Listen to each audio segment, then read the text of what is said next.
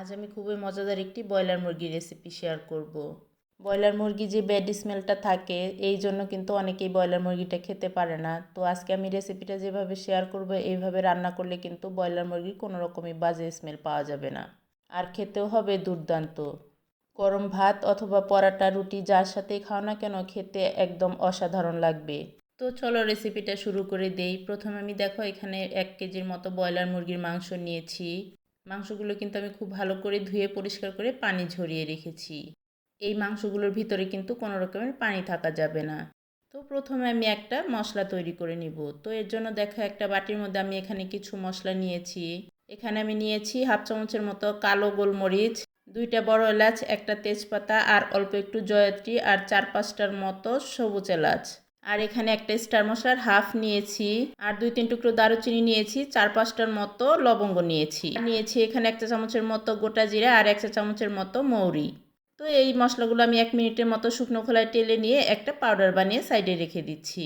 তারপর ওই তো মাংসগুলো যে ধুয়ে পানি ঝরিয়ে রেখেছিলাম ওই মাংসগুলোর ভিতরে কিছু মশলা অ্যাড করে দিচ্ছি।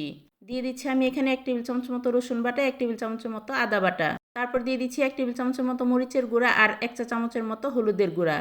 তারপর ওই যে সব মশলা মিশিয়ে যে একটা পাউডার বানিয়ে রেখেছিলাম ওইখান থেকে হাফ পাউডার এখানে দিয়ে দিচ্ছি আর দিয়ে দিচ্ছি পরিমাণ মতো লবণ।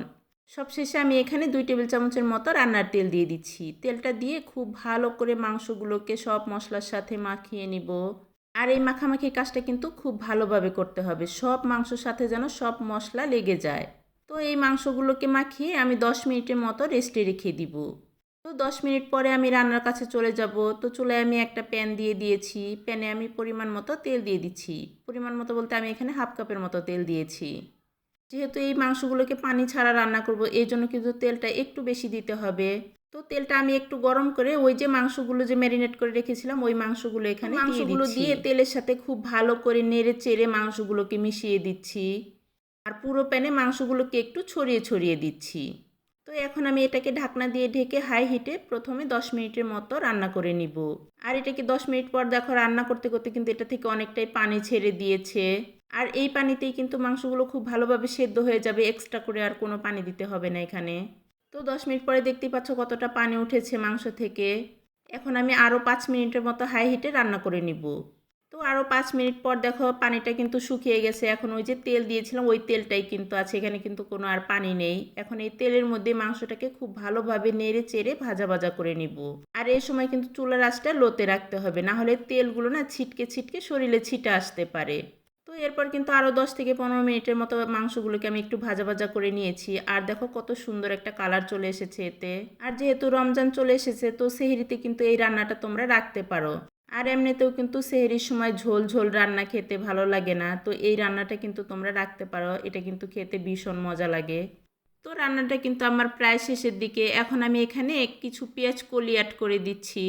এতে করে খেতেও ভালো লাগবে, দেখতেও কিন্তু সুন্দর লাগবে।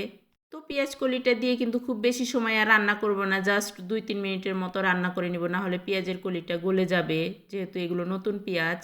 আর নতুন পেঁয়াজটা একদম তাড়াতাড়ি একটু সেদ্ধ হয়ে যায়। তো তারপর আমি এখানে 4-5টার মতো কাঁচামরিচ কুচি করে দিয়েছি।